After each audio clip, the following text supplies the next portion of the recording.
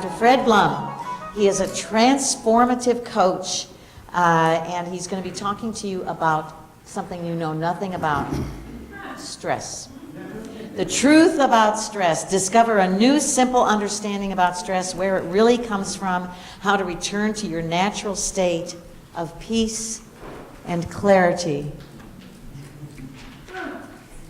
Dr. Fred Blum's background includes a variety of training and experience that led him to this profession. He has degrees in psychology and chiropractic. He has studied human transformation with some of the most brilliant minds in the world. He's trained in martial arts for 40 years. He even performed in an off-Broadway comedy troupe for a while. He is an expert in helping people live the lives that they were made for. It doesn't matter if you're the CEO of a billion-dollar corporation or a stay-at-home mom. When that deep inner voice just won't shut up and you can't ignore it any longer, he's your man. Dr. Fred Blum.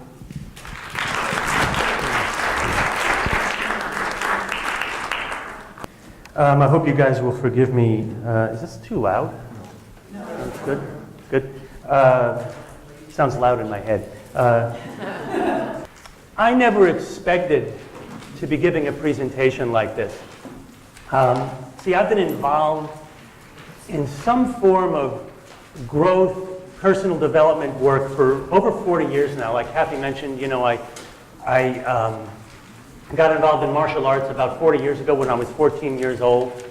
I got my first black belt when I was like 20 years old. Along the way, I've studied psychology and chiropractic and studied with all kinds of cool teachers. And on the surface, it kind of looked like I was doing pretty well. You know, like it looked like I really had my stuff together. So why was it that I was waking up most mornings feeling kind of like I was the only one that didn't get the instruction book for life? Anyone ever feel that way? Can relate? You know, why was it after, you know, decades on this planet that I still felt like I had to be in competition with my twin brother? Why was I waking up most mornings somehow feeling not quite enough? Well, it turns out that after all that time and all that study, that I was basically looking in the wrong direction. So what I want to share with you today is the understanding that I finally came to, when I finally began to understand what I want to share with you. All of those years of study and training began to come together in a much more useful, valuable way. To the point where these mornings I wake up happy. I don't wake up worrying about my day or that feeling of dread that I used to have all the time. And so what I'm going to share with you today really can change your life. And it's really simple. We're going to summarize it in just really four big ideas. But before we do that, a little bit about how I want to invite you to listen to this presentation today. See, there's basically two ways we can listen to anything. We can listen for information. Now that's kind of like we've all been taught to do, right? This is what we started learning from first grade in school. Listening for information is basically listening for the facts. You want to add one more fact to the pile of facts in your head. And when we do that, we're kind of internally asking ourselves a couple of questions. Do I agree with this or do I not agree with this? Or if I do agree with it, how does it fit in to the pile of information that I already have in my head? So we're trying to make sense of what I'm saying if you're listening for information. The alternative to listening for information is what I call listening for insight. Now, insight is not about the facts. Insight basically just, you would listen to what I'm saying today almost like you were listening to music. Like there's nothing you have to understand, there's nothing you have to figure out. Isn't that how you listen to music? Unless you're like a professional musician or something, you just kind of let it wash over you. And when we listen this way, a deeper part of us will begin to just hear the points that really resonate deeply, that bypass the mind and get it at a deeper level. And one insight can change your life. One insight where suddenly you see life differently than you did before. So I invite you to listen for insight as I share this with you today. And by the way, this handout, hopefully all of you got one. No, some of you didn't get one? I'll make copies. We ran out, I'm so sorry. I'll make copies and post it. Sit close to someone, make friends, if you can. Because it's just kind of a follow along thing, and if you can follow along and answer the questions as they come up, I think you'll get more out of the presentation, and there might even be prizes in it for you, for those people in that bag that answer questions correctly at the end of the presentation. So I'm going to start with a question, okay? We're here to talk about stress this morning. Is stress good for you or bad for you? Yes. I hear a cacophony. I hear either. I heard some bad, some good. Yes. Yes, he says. Okay, awesome. Let's talk a little bit about this. Here's the definition of stress that I'm going to use for this presentation. Stress is an assessment of reality based on the perception of limited resources. So think about that for a moment. Any experience that you're having in life, whether it's a physical, like a health-related experience, or a job search, or a family or relationship experience, if you somehow don't feel like you have what it takes to meet that challenge, we experience that as stress. So think about it. That kind of, hold that definition in your mind as we go forward here. Now, the interesting part of that definition is, for the most part, we've been taught that stress is something that occurs outside of us. Yes? Stress is something that occurs as a result of things like family or money or jobs or people. That stress happens to us. So notice that this definition of stress occurs in here, not out there in the world. And keep that in mind as we go forward. And I want to tell you a little bit about a study that was completed in 2012. They studied 30,000 people, and they studied these people for 8 years. They watched them for 8 years. They asked them only 2 questions. Question number 1, how much stress have you experienced in the past year? And question number 2, do you believe that stress is good for you or bad for you? That was the only thing they asked them.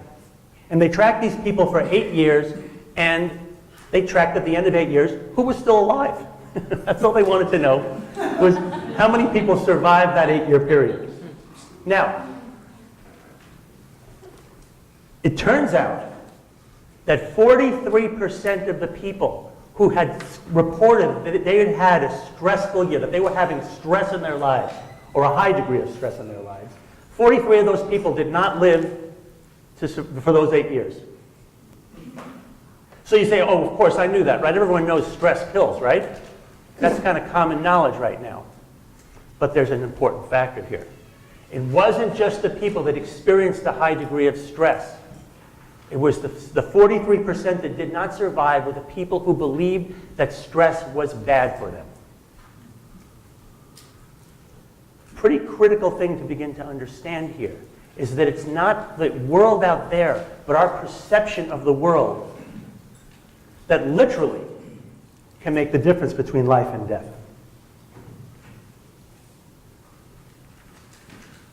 Now, of course, I think that's good news, don't you? Because it suddenly gives you an option. It suddenly gives you a place. If stress happens to you and you have no choice but to just be stressed, then you're a victim. But the moment you can see that you have a choice inside and how you begin to perceive your life, that gives you all the leverage you need to make the kind of changes that can create any kind of life that you want ultimately. Now, remember what I said earlier about listening to this presentation as an insight or as information. Really let this sink in. This is not just a fact I'm sharing with you. This is something, if you look at your life and you look at the experiences that you've had where you say, oh my God, that person or this experience really made my life difficult. And you begin to see just that tiny little shift where you think, oh, wait a second. What is my perception of that experience? How does that factor in to how I'm feeling? That alone can change your life. So there are 2 ways that we can understand stress, building on what I've been saying here all along. We can begin to experience stress or think of stress as something that occurs from the outside, or what I would call the outside in. This is how we've been trained, isn't it? Whether it's the economy or the job or world events or our family, we've been taught that stress comes from the outside. And when we think that stress can only happen out here, we basically have three choices. Number one, stress avoidance. We just try and avoid it or even cover it up. So some people might just try and stay away from all stressful situations. How successful do you think that strategy is? To just avoid stress in your life. That doesn't work, does it? Along with that strategy is kind of denial, like we might, drugs, alcohol, things like that. People become addicted because they can't handle what they perceive as the stress outside themselves. Number two is what we call stress hardiness, okay? This is the philosophy, this is the cowboy up philosophy, right? It says, don't wish for an easier life, wish that you were tougher. You guys understand this philosophy? It's like, whatever's going on in life, I'm just going to get tougher and stronger so that I can deal with it. That's number two. Number three is become very popular these days in like the self-help and the psychology literature, and that's what we call stress resilience. Now, stress resilience has some value to it, right? This is where we say, what are some tools I can use? How can I begin to reframe the stress? How can I begin to apply different tools or techniques to try and do positive thinking and things like that? And that has some impact, and I'm not going to say that has no value at all, but the challenge with all three of these approaches is that we're still viewing stress outside of ourselves. And so no matter how effective we are, no matter how tough we get, no matter how many tools we get, the stress keeps coming. And so we're in this constant battle with our environment. Make sense? Okay. In essence, when we're in the stress resilience approach, we're constantly one step behind. We're always reacting to our environment, and we experience life as constantly happening to us. Now, the alternative to the outside-in approach, what would you guess? Inside out. Brilliant.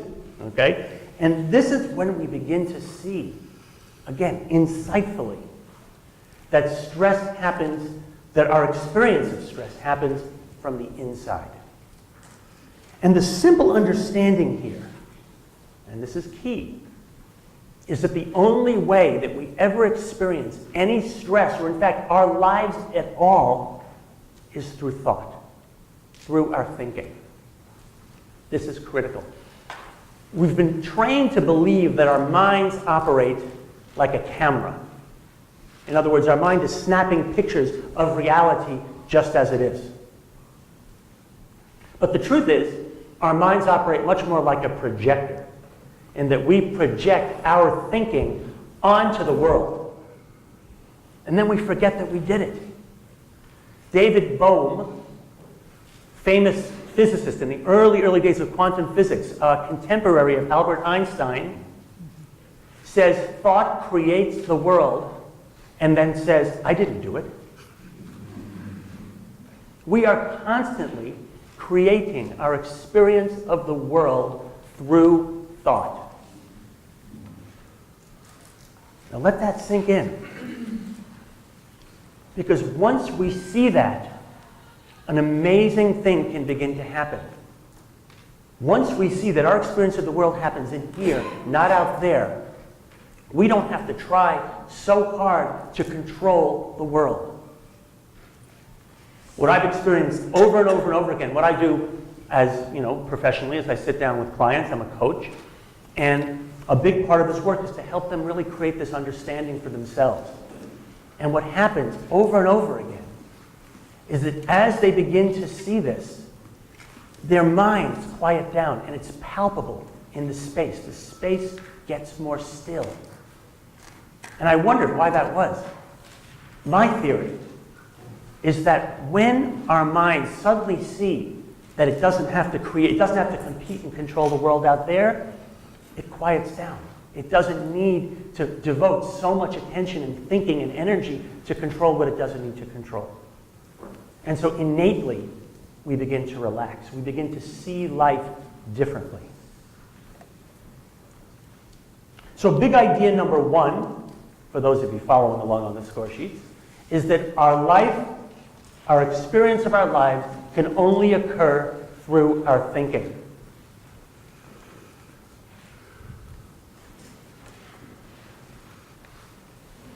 So we've been taught that life happens out there. We've been taught that when things are happening, when good stuff is happening, we feel good. When bad stuff is happening, we feel bad. We're puppets. We're at the mercy of circumstances in our life. I'm inviting you to reconsider that and to consider the possibility that our entire experience of life happens in here. No exceptions, by the way. Albert Einstein said there are two ways we can view life. Either everything in life is a miracle, or nothing in life is a miracle. So we can look at it the same way here. Either everything in our experience comes from thought. Because right now, everyone here is thinking of an exception to that rule, right? Yeah, I get it. Everything is thought, but not that SOB who cut me off on Mopac on the way here, right? Not that guy. That wasn't thought. That was that jerk, right? Or some of us have real, really serious, traumatic things that may have happened to us, and we think, no, that wasn't thought. That really happened, and that's what made me the way I am. And I understand that, and I am compassionate that we've all had very difficult things that have happened in our life, and yes, even that ultimately comes back to thought.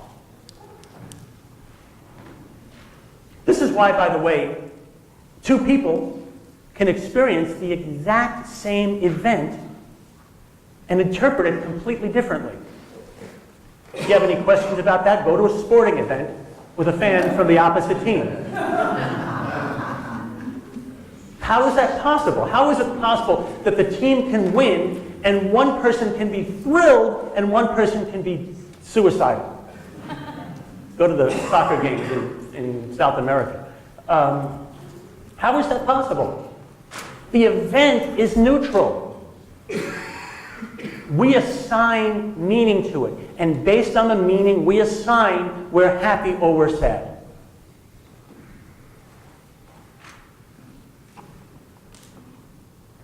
So, again, I know at the risk of being repetitive, the moment we begin to catch a glimpse of this understanding, life can change.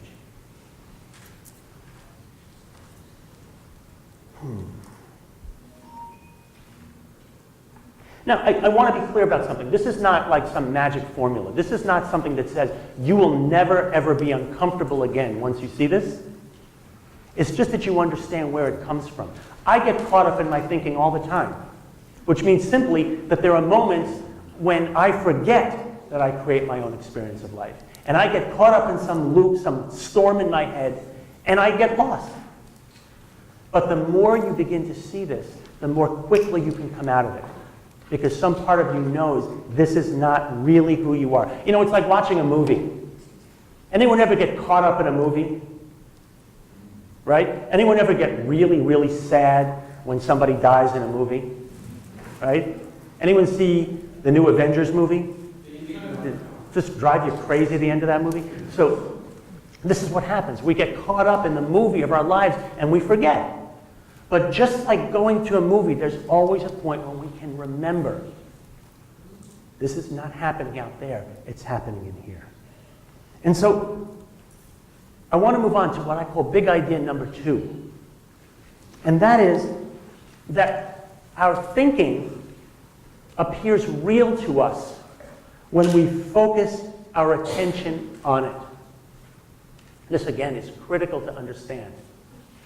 When we hold a thought in consciousness for any length of time, that becomes our reality. Anyone here ever have the thought, I could just kill this person? No one? Really? Just me? Come on, I know some of you guys have had it. Well, here's the thing. You don't have to raise your hand. But has anyone ever acted on that thought? No one raised their hand for that either. And yet, there are people in prison right now that acted on that thought. Why? And I'm not talking about sociopaths here. I'm not talking about contract killers. I'm talking about normal people for the most part that got this thought in their head. For some reason, something happened in their life and they thought, I could just kill this person, but they didn't let that thought go. And it stayed in their mind, it stayed in their consciousness so long that it became their reality. Can you see this? And as a result, they had to act. Folks, no matter what it is that you're holding in your mind as reality, you have to act consistently with that. So if you hold in your mind the thought that life is hard, you're going to live as though life were hard. If you hold in your mind the thought that there are no jobs out there for me, the opportunities for my kind of position are not available, whatever it may be, you're going to find that that's the reality that you experience. Now, I want to emphasize, this is not positive thinking. We'll get to this in a moment, but I'm not here to tell you to try and change your thinking. That doesn't work so well. That goes back to the stress resilience paradigm. What I'm going to suggest to you is, we'll see as we go on here, that your thinking will change if you just learn not to hold on to it.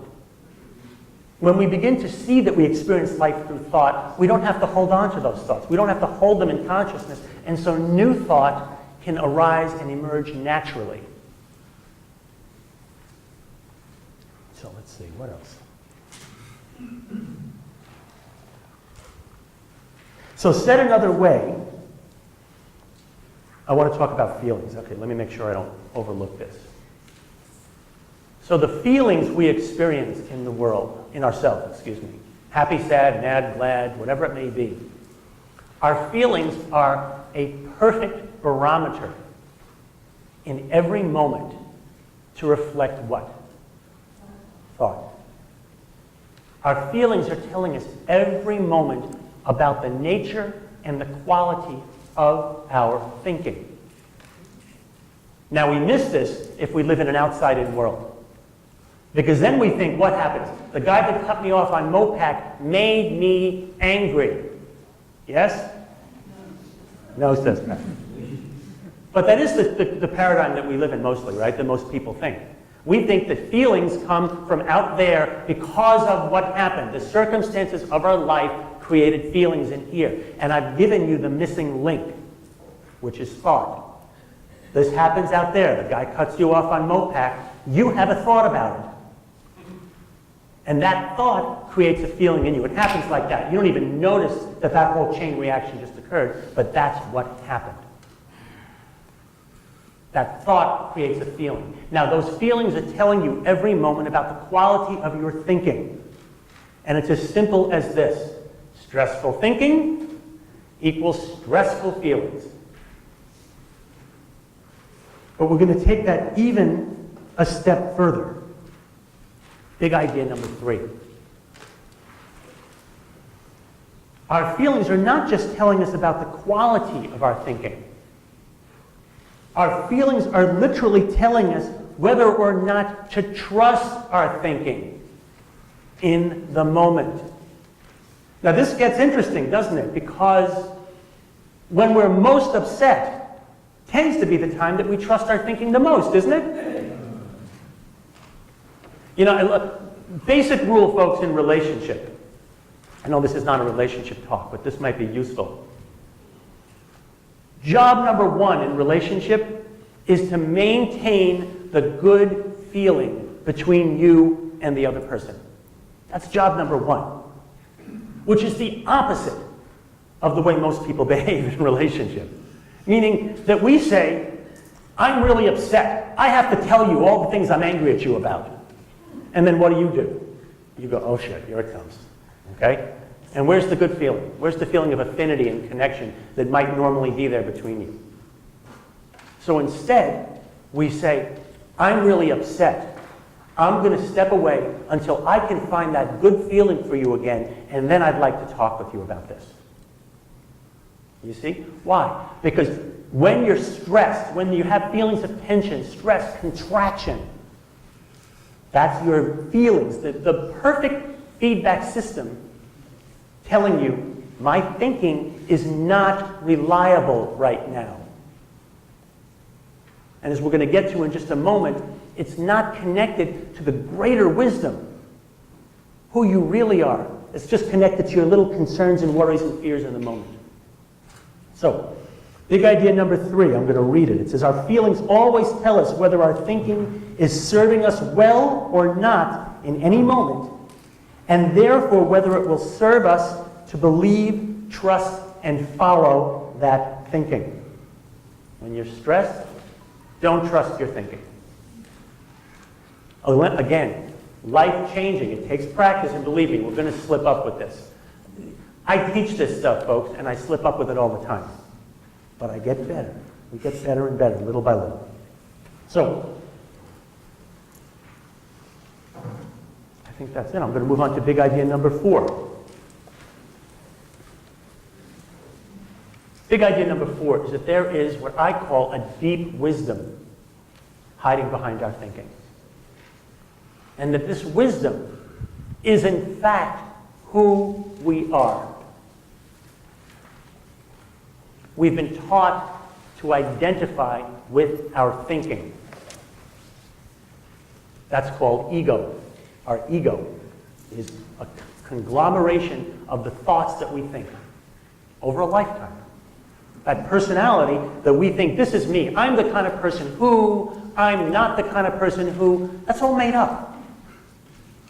It's just thought that we've been thinking so long that what happened to it? It became our reality. So there's a deeper wisdom. There's some part of who we are that goes far beyond our individual thoughts in the moment. I call this deep wisdom. Now, let me just give you an experience or an example of this deep wisdom. The oatmeal, the bacon and eggs, whatever it was that you had for breakfast this morning, is rapidly being transformed into heart cells and kidney cells and liver cells and lung cells, eyeballs and hair and teeth and toenails. Can you imagine this? As you sit here in your chair, you have somewhere in the neighborhood of 100 trillion cells. I like to tell people that we have more cells than the national debt, but it's getting close. Right? But seriously, 100 trillion cells. Every one of those cells might be performing hundreds or thousands of functions. And yet we sit here, we don't give it a thought, do we? How many people got up this morning and thought, okay, make heart cells on your to-do list? It happens, for the most part, without a thought, effortless. And this is being coordinated every moment by this wisdom. That there's some part of us that is far more intelligent, far more connected than we can even begin to imagine. And I'm suggesting to us that that intelligence is available to us 24/7, every moment of the day. And the only thing that gets in the way of it is our thinking. I joke, it's almost like God is tapping us on the shoulder, And he's tapping on the shoulder and he's saying, Chip, I want to tell you the secrets to life. I want to tell you how to have everything you've ever wanted. And we say, not now, God, I'm trying to think. Stop, It's always interrupting me. And the nature of this wisdom is that it doesn't shout. It whispers. So we have to be willing to let the thinking slow down enough, because in between the spaces of those thoughts is this wisdom. Now, the other thing about this wisdom is that it is constantly generating new thought. So remember I said before, you don't have to change your thinking. We allow the stressful thoughts to pass. That's how you know not to hold on to a thought, because it's causing you stress. So you let that thought pass. You just say to yourself, I don't need to keep focusing on this. It's just my thinking. It's stressing me out, so I know it's not aligned with this wisdom. So you just let it pass. And this wisdom is always generating new thoughts. So new thought will emerge. How many people have been really upset? You take a nap, you wake up and things look different. Yeah? This is what I'm talking about. See, we already know how to do this. This is what our grandmother meant when she said, count to 10 before you say something. It is that simple. And all I'm doing here is inviting us to take it to a deeper level, to take it to a level where we can begin to see that underlying, trying to figure everything out. How many people try and figure everything out in their lives? Okay? A few honest people raised their hands. Imagine what it would be like if it didn't all fall on your shoulders to figure it out. Imagine if you could trust that there was a deeper wisdom in you, not some force out there. Again, it's not out there. It's who you are. If you could trust that wisdom to guide you through your life. If you look back at your life, how many of you can think of examples when you knew better and you did it anyway? Right? That is the voice that I'm talking about. That is the wisdom that I'm talking about. How many times do we ignore that wisdom? How many times have I had one more scoop of ice cream? Right? When you know, not because you think you shouldn't do it, but something says, you don't need that. And then what do? I override it with my thinking. And 10 minutes later, when I feel like crap, I go, there it was. There it was. Again, this opportunity handed to me. And the only way to do that is we need to slow it down. I used to have one of my favorite mentors is a man named Steve Chandler. He's an author. He's written something like 40 books. He's just a really amazing human being. And Steve's most famous thing that he says to people is slow down. I sit with clients, and they're telling me that, and I say, okay, let's just slow down. Because when our minds are going that way, we can't hear the wisdom. We can't get those insights. See, in the beginning of this presentation, I spoke about insight. Insight is when you begin for a moment to allow this wisdom to come through. When we listen for information, we're listening for facts, we're reinforcing our thinking about things. When we listen for insight, we're letting our thinking slow down enough for that deeper wisdom to come through, for it to organize the things that I'm sharing in a way that matters to you.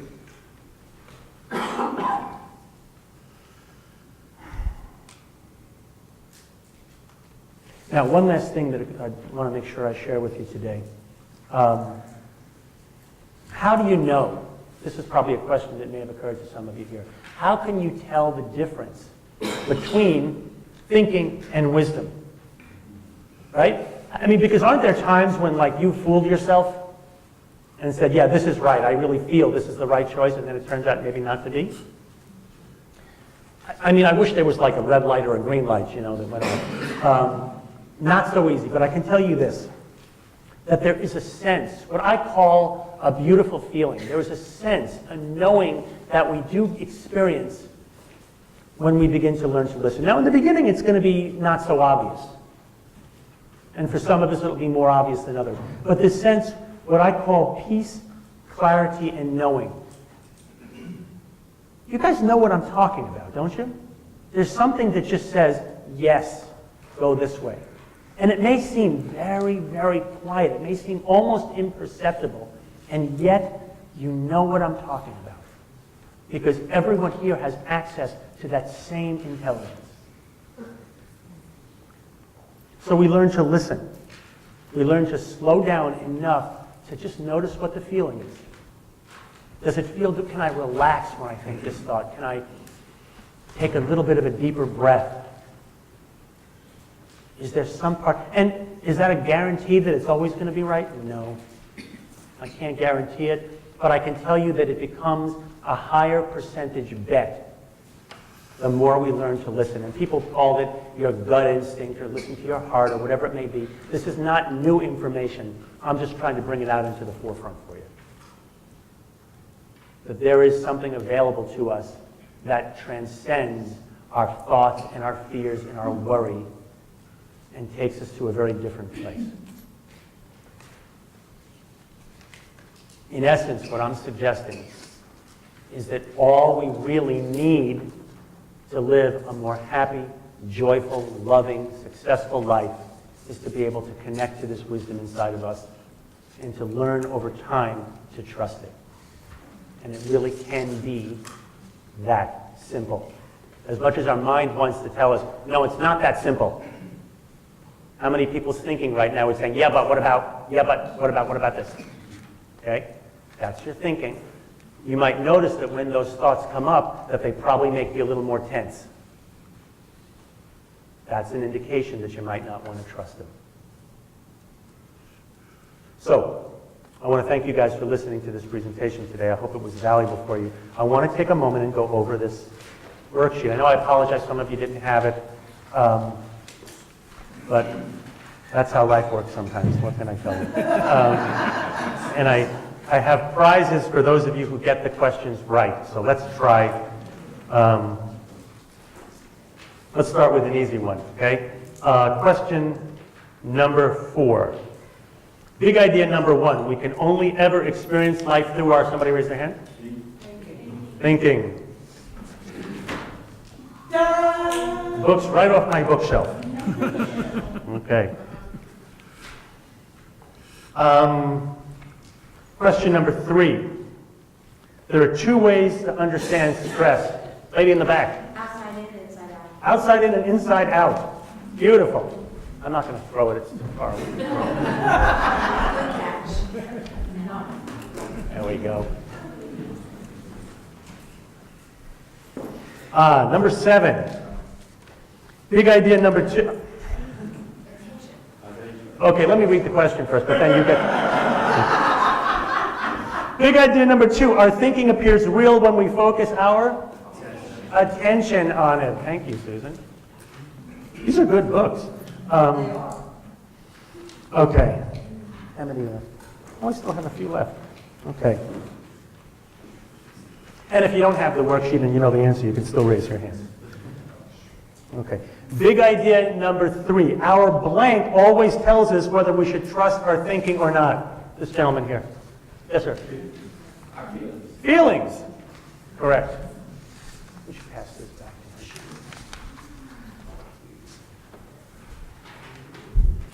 Big idea number 4. There is a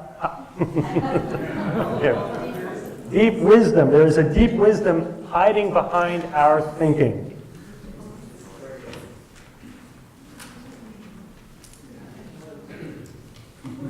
Okay, this one's going to be, let's see if you guys get this one. We experience this wisdom through a beautiful feeling, a sense of that somehow transcends our typical way of thinking. What? A knowing. Good, we'll take that. Peace, clarity, and knowing. All right, let's just pass it all the way back so I don't mess up this camera. Peace, clarity, and knowing. Okay, looks like I have one more. So, number 5. Feelings can only come from one place. Thinking. Thank you. You're welcome. That's all the prizes, folks. Well, maybe one more. And that's this. Not this. What, my water bottle. This is like a rock concert. I'm going to throw it out again. Yeah, I used one. That's the best kind.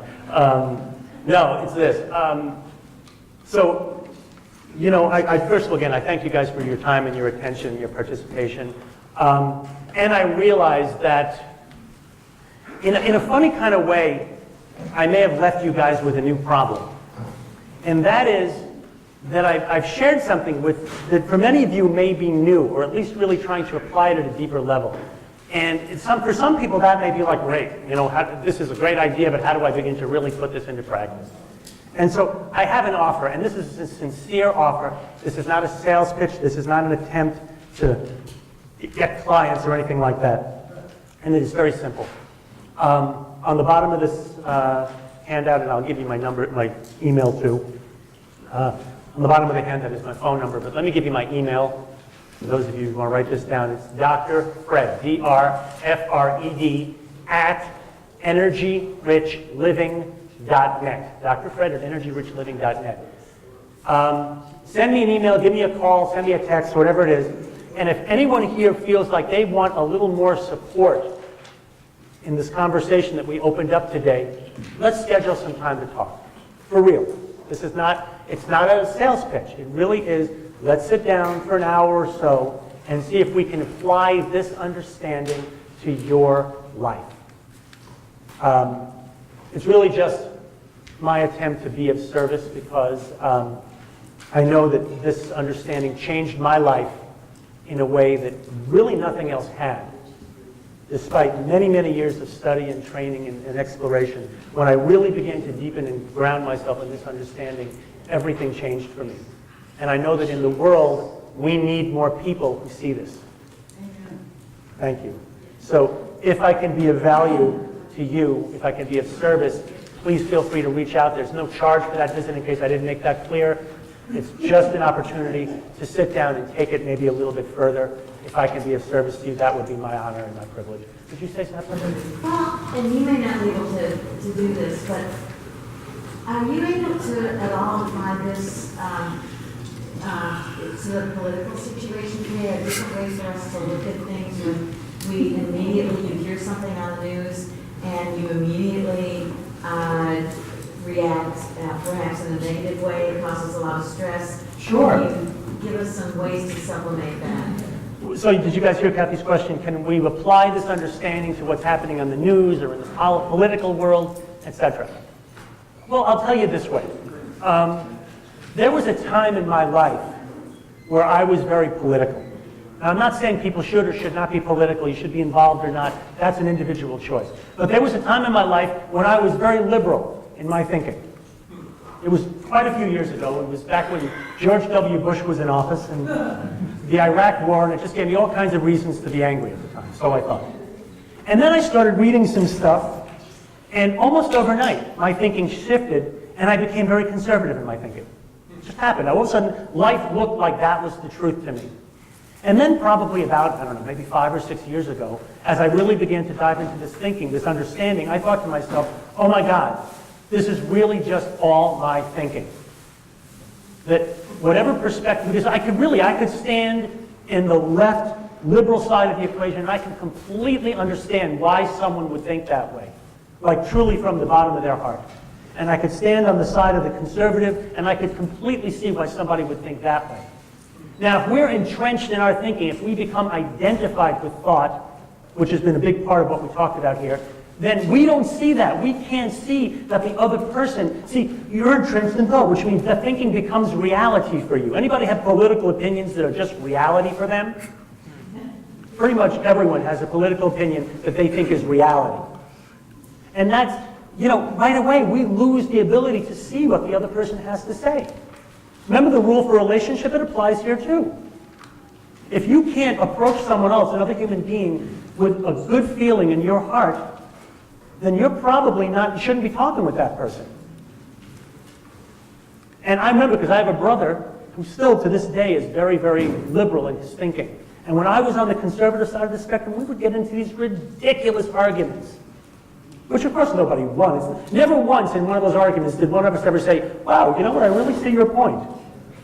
You're really smart. I just was completely wrong about that. Never happened. Because I was completely identified with my thinking. Is that somewhat of an answer to your question? It's a wonderful description of my question. Okay. But yeah, sure. I mean, I don't know how else to put it except that in the world of politics, just like any other experience that we have, when we see that our experience comes from thought and not from the world out there, it changes how we can relate to the other individuals. Question? I was just because my sons and I are totally opposite. Yeah. And they're invested in it. I find, and I like discussing. They say if you don't agree, back off. But I like getting into these things with people that entirely disagree, because I want to learn more. But one thing that I learned to be able to do that is how much I appreciate that we can agree to disagree. Yes. We can go to lunch afterwards, as long as that's the foundation, that we can agree to disagree. And I respect their being able to be with me, with my differences. We're all human beings. We're all connected to the same wisdom. and we're entitled to see life through whatever lens we see it through. This gentleman back here. Yes, sir. There's an argument to the opposite. I'm sorry, a little louder. There's an argument to the opposite. If you bond it up, it can also kill you, because, I mean, I have been in a towering rage since about 2 a.m. yesterday. My immediate that I've been 24 hours into, and de-escalating. I slept well for the first time in a long time last night, because I was so tired. I understand. So what would you say for the argument to the opposite? To the opposite of what? That says that if you bottle up, you know, the Oh, if you bottle up the stress. I'm not suggesting that you bottle it up. I'm suggesting that you don't take your thinking so seriously. That's all. You don't have to, the moment you realize that it's just thought, and thought is the most changeable thing in the world. Thought is like clouds in the sky, folks. You could look at a beautiful cloud in the sky and love it or hate it, it's going to be gone in a minute. And that's the nature of thought, even more ephemeral than that. So if we just go, oh, you don't have to bottle it up, just let it go. Let it pass. It's when we think it means something, we make it mean something, that we get stressed about it. Does someone else have their hand up? Yes, ma'am. Yes, ma'am. So you kind of divide it into a deep research and also our thinking. So can I integrate as a positive thinking and negative thinking when you read? Positive thinking and negative thinking. In other words, like, should I just try and think positive? Well, I did address that, but it's worth saying again. I'm not suggesting that we try and just think positive. I know this is going to sound sacrilegious to some people. Here's the thing, folks. When we connect to this wisdom, this is who we are. You are naturally positive. You are brilliant. You are creative. You are loving. That's who we are. You can't add anything to that. You can't improve on that. So trying to do positive thinking is kind of like trying to fix thinking with more thinking. You see? So I'm actually inviting us to step out of the thinking loop as best as we can. You're not going to stop thinking. That is not the objective here. The objective is just to listen between the thoughts a little more carefully. Is that answering? I feel thoughts are not always bad. Sometimes it's good. Right, and how do you know the difference? For my distinguish, negative thoughts lead you to maybe an enjoyable at this moment very short, not long term. But positive thinking will lead you to a long-term happy ending. I can't argue with that. She says, but positive thoughts tend to lead to a long-term happy ending. I can't necessarily say that that would always be true, but I've given you another option this morning, which is simply, how do you know whether you should trust your thinking? Whether they're negative or positive, however you label it, how do you know whether to trust a thought or not in the moment? How it feels. So if that thought feels peaceful and relaxed in you, I'd go with it, no matter whether it seems negative or positive. You know, I'll tell you a quick story. I don't know if I'm going over time here. So, okay, good. You know, let's talk about fear for a moment. So there was a study, there's a very good book written by a man named Gavin DeBecker called The Gift of Fear, written about 20 years ago, I think. And they did studies with women that went out on first dates that were attacked in some way. And the vast majority of these women said, you know, I had a feeling before I went out with this guy not to go. Something didn't seem right. But they override it. They say, oh, but he's a friend of a friend, or he seems so nice on the phone, or whatever it is, and so out they go. And then something bad happens, whatever it may be. Okay? Now, we might say that's negative thinking, right? You have this weird feeling that I shouldn't go, and then you go, oh, I'm just being negative. Let me go out. Let me think positive. Everything's going to be fine. Right? So I guess I can't really agree that positive thinking always leads to a positive outcome. You see? Because if it's not, you know, I mean, it's really that wisdom is speaking. That inner knowing, that radar went off, and we choose to ignore it in that moment. Some of you guys are nodding your head like you know what I'm talking about. Yes, sir? I think maybe it's more of which side are you dwelling on? Are you dwelling on negative thoughts? Yeah, I totally understand. And here's the thing. When you're dwelling on negative thoughts, it feels bad. That's how you know not to dwell there. But the positive thinking, I think that it's just, don't dwell on negative things, dwell on negative. I completely agree, but what I'm saying is, and I know, again, don't take this for whatever it's worth, guys, but I'm saying you don't have to replace the negative thinking with positive thinking. I'm just saying allow it to pass, and more resourceful thinking will emerge naturally. So don't get stuck. Don't get stuck. Let it move. Let it flow. Who you are is much wiser. You don't have to invent a thought.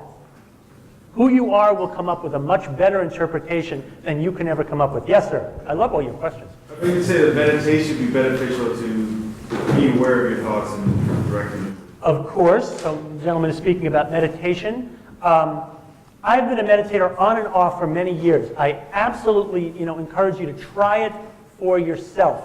Now, the funny thing is, for me, the more I began to see this, what I'm sharing with you today, the quieter my mind became. Like I said earlier, somehow the more I really see that it occurs all in here, the less my mind tries to fix the world out there. It just got quiet. And I found that my mind got quieter from this than it did from meditating for years. But that's not, but still, meditate. Try it. It's absolutely a great way to do it. And will it help you become more aware of your thoughts? Absolutely.